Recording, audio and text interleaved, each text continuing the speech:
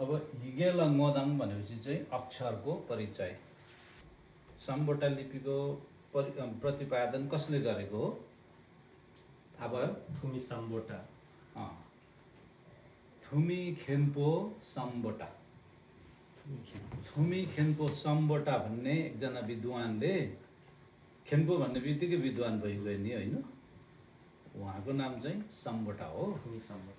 अब त्यो थुमी खेन्पो साम्बोटाले चाहिँ प्रतिपादन गरेको भएकोले नै यो अक्षर जो हामीहरूले सिक्यौँ त्यो अक्षरको नाम चाहिँ साम्बोटा भनिएको हो। र त्यसलाई चाहिँ अब बोई युलमा उनीहरूको भाषामा टिबेटनहरूले लेख्दा चाहिँ भोइक भन्छ, अथवा उनीहरूको उच्चारणमा चाहिँ हामीहरूले चाहिँ भोइक भन्छौँ, तर उनीहरूले चाहिँ बेइक भन्छ। टिबेटनहरूले चाहिँ बेइक, बानारोबो द बे भन्छ उनीहरूले, तर तामाङहरूले चाहिँ बानारोबो द बोध पनि भन्छ, बोइक पनि भन्छ। त्यही भएर बोइक भनेको हो।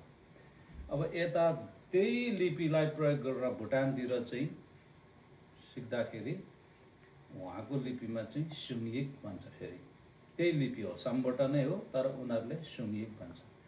त्यही यसकै आधारमा तामाङहरूले पनि चाहिँ त्यही लिपिलाई प्रयोग गरेर पठन पाठन गर्छ, तर त्यसलाई के भन्छ? ताम्गिक। ताम भनेको कुरा, अनि गिक भनेको र त्यसलाई छेइक पनि भन्छ होइन? छेइमा जो नि त्यही साम्बोटा लिपि चाहिँ फेरि छोइ लेखेको छ पछाडि धर्मशास्त्रहरू अथवा धर्मग्रन्थ त्यसमा लेखेको भएकोले गर्दा त्यसलाई चाहिँ छुइक भनेर भन्छ। छुइ भनेको धर्म, लिप भनेको धर्म लिपि भन्ने प्रकारले छुइक भनेर चाहिँ भन्छ। एकचोटि म सबै लेख्छु पढौँला पछाडि अहिले चाहिँ, अनि एकताल अलिक माथिबाट अलिक आँट्दैन।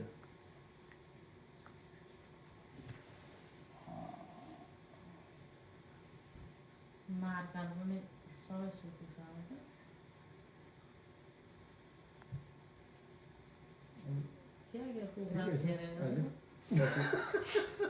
नजान्नेलाई के हो के हो। पछि राम्रो बजेट भएर खाने व्हाइट बोर्ड ल्याउँछ, डिजिटल सजिलो पनि हुने। त्यो कहिले चिनेर कहिले पढेछ मेरो त काम छैन, मैले थाहा पाएँ। त्यही सुनेको शब्दहरूलाई लेखेर चाहिँ कण्ठ गऱ्यो भने चाहिँ नेपालीमा मात्रै नेपाली र इङ्ग्लिसमा लेख्यो, भाषै मात्रैको लागि यसलाई चाहिँ यो भन्दो रहेछ फाल्टै बनाउनु पर्यो क्या। त्यो उयोले जस्तो लामो हामीले चाहिँ बोल्नुलाई प्र्याक्टिस गर्दा मात्रै हुन्छ। बोल्नुलाई यो जानेर हामीले कुनै काम पाउने भन्ने त होइन। यो जान्नु भनेको हाम्रो पहिचान जोगाउनु हो। पहिचान जोगियो भने अस्तित्व जोगिन्छ, अनि अस्तित्व जोगियो भने मात्रै हामी जीवित रहन्छौँ, नत्र भने जीवित रहँदा रहँदै पनि मरे तुल्य हुन्छौँ भन्ने हो खासै।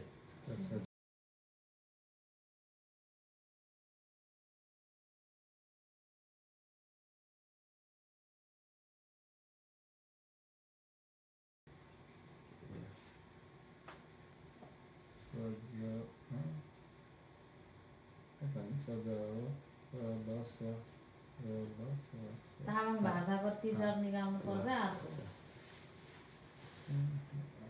हो त।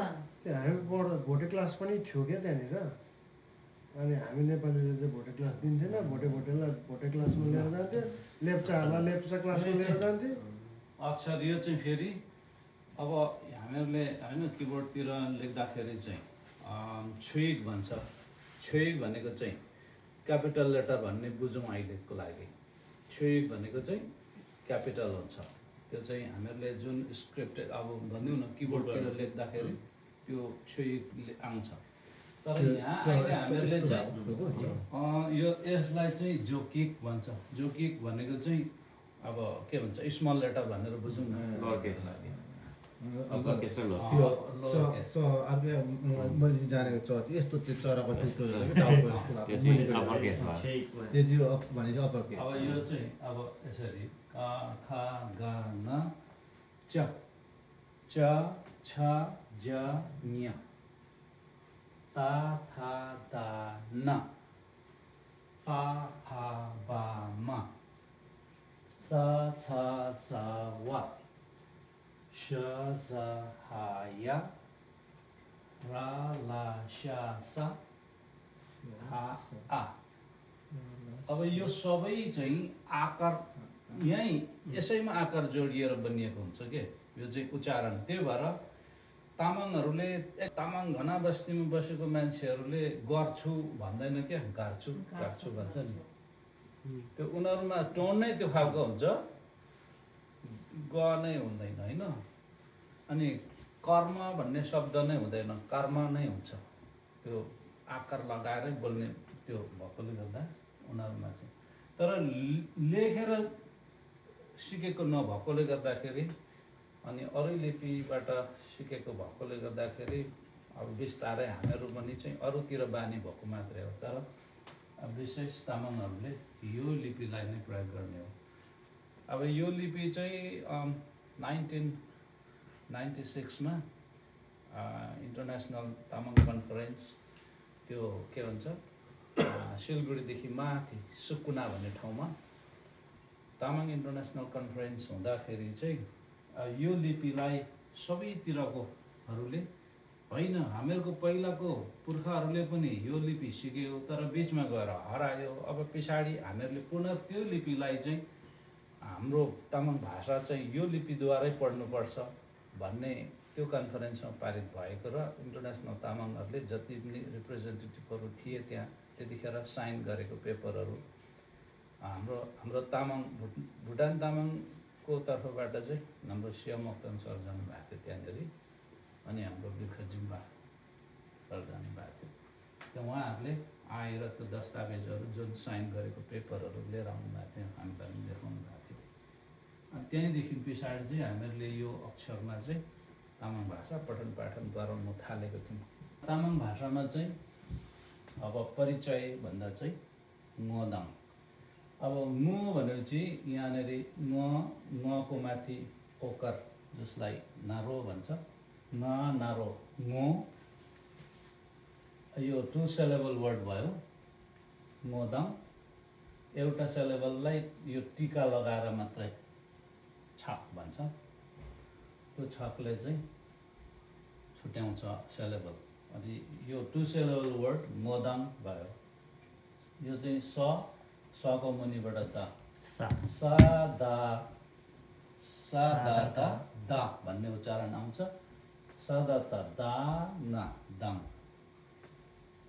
ने मो दाङ नाना र मो सा दा दा ना दाङ मोदाङ। मोदाङ भने पछाडि नेपालीमा चाहिँ परिचय अथवा परिचयलाई नेपालीमा मोदाङ, तामाङ भाषामा चाहिँ मोदाङ भयो। अब आज हामीहरू चाहिँ अक्षरको परिचय गर्दैछौँ। यो का भयो होइन, यो खा,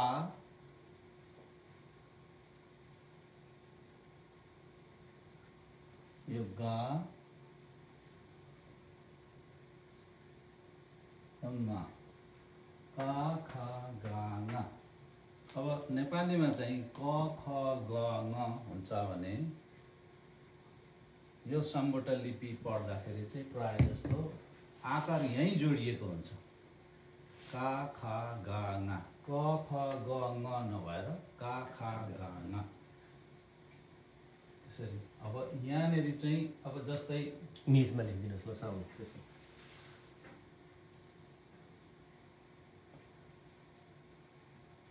के यता क भन्यो नि त के ए का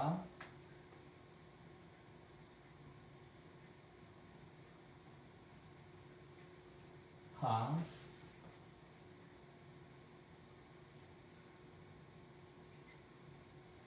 गा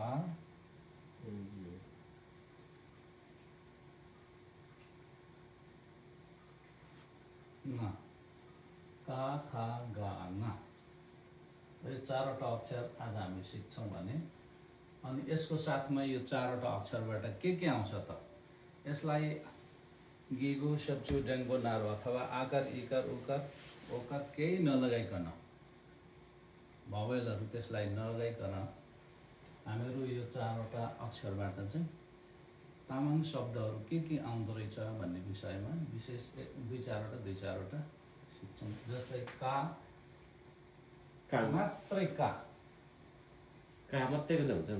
मात्र एउटा का वर्ड का भनेको तामाङ भाषामा कुन धागो ए हो दुईटा के भन्छ? ब्लडलाई पनि काय भन्छ, तर एउटा चाहिँ का भन्यो भने ब्लड हुन्छ, स्पेलिङ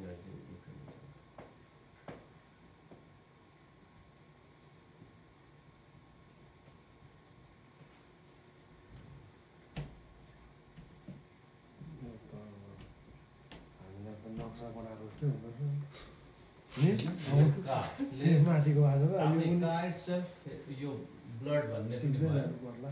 अब फेरि अर्को का फेरि के हो? हामी काबे भन्छौँ नि, काबे का भनेको चाहिँ धागो, काबे भनेको कपास हो। अब यो का के भन्छ? धागो के भन्छ? थ्रेड होइन? THRE THREAD थ्रेड त होइन, थ्रेडै होला। के हो? THREAD थ्रेड का।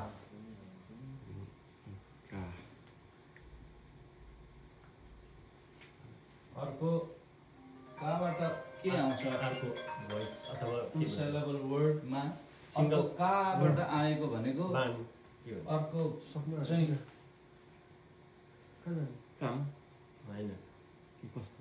बाणी भन्छ नि एउटा। ए नुरो लिएर आउनु। यो का साउन्ड सेम भयो भने डिफ्रेन्ट साउन्ड सेम छ, तर यसको अक्षर चाहिँ तिनवटा बनिएर एउटै सिलेबल वर्ड भयो। बहु का हा का। का भनेको चाहिँ वचन। त्यो भनेपछि त बाबुले सोध्नु जस्तो यो के अरे अब यसको चाहिँ उच्चारण आउँदैन। साइलेन्ट यो चाहिँ मूल उच्चारण आउने अक्षर भयो। साइलेन्ट यसको अगाडि आउने अक्षरलाई चाहिँ अब पछाडि हामी पढ्छौँ, तर यसलाई चाहिँ यो मूल उच्चारण आउने अक्षरको अगाडिपट्टि चाहिँ जुन ब लागेको छ यो चाहिँ साइलेन्ट रहन्छ। भन्दा चाहिँ बौ भनेर भनिन्छ, पढ्दा चाहिँ बौ का हा का। का भनेको उच्चारण चाहिँ यसको मात्रै आयो, तर यो का भनेको चाहिँ फेरि स्पिच भयो।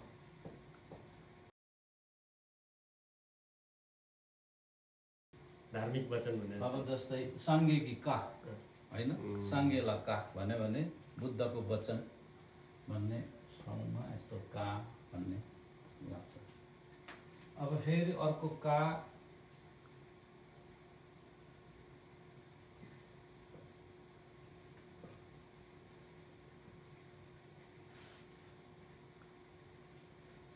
दौका हा का नै हो, यो पनि यसकै उच्चारण आउँछ। दौका हा का। का भनेको फेरि यहाँ चाहिँ दौका हा का भनेको चाहिँ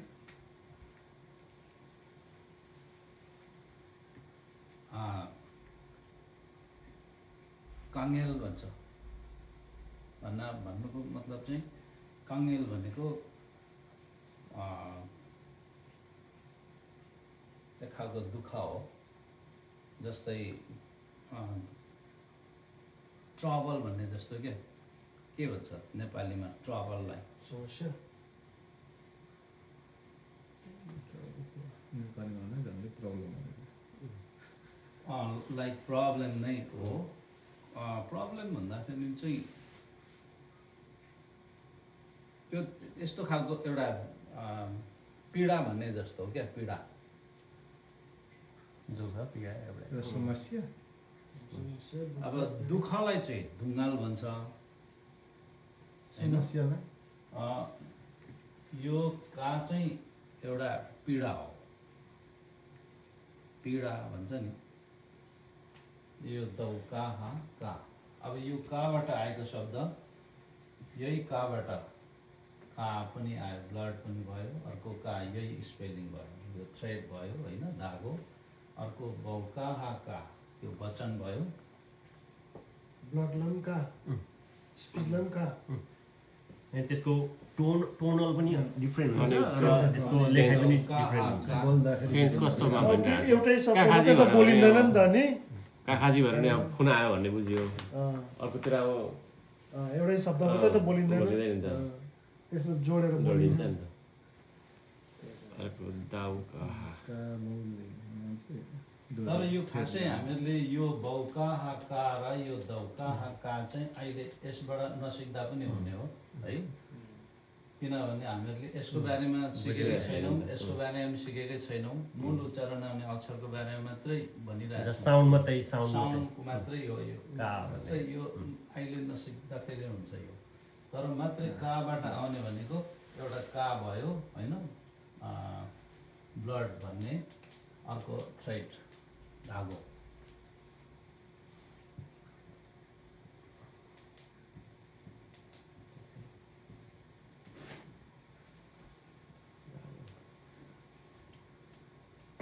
ल नेक्स्ट खाएको अर्को भनेको हामीहरूले यसलाई समराइज गरौँ नेक्स्टमा जाउँ। त्यसो भए चाहिँ यहाँ क्लोज गरौँ। अब यहाँबाट हामीहरूले चिन्नेको भनेको अब यहाँ अक्षर चारवटा अक्षरमा का, यो का चिन्यो होइन, अनि काबाट आउने अक्षर शब्द, शब्दलाई फेरि हाम्रो तामाङ भाषामा के भन्छ? छिक छिक। शब्दलाई चाहिँ छिक भन्छ है। लेख्दैन त।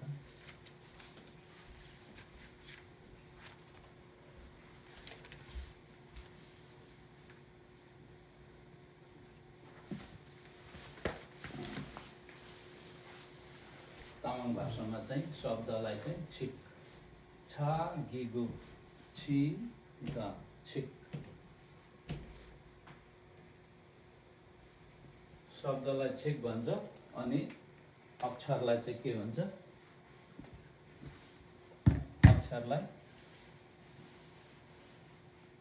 के इगु इए इगु। इगु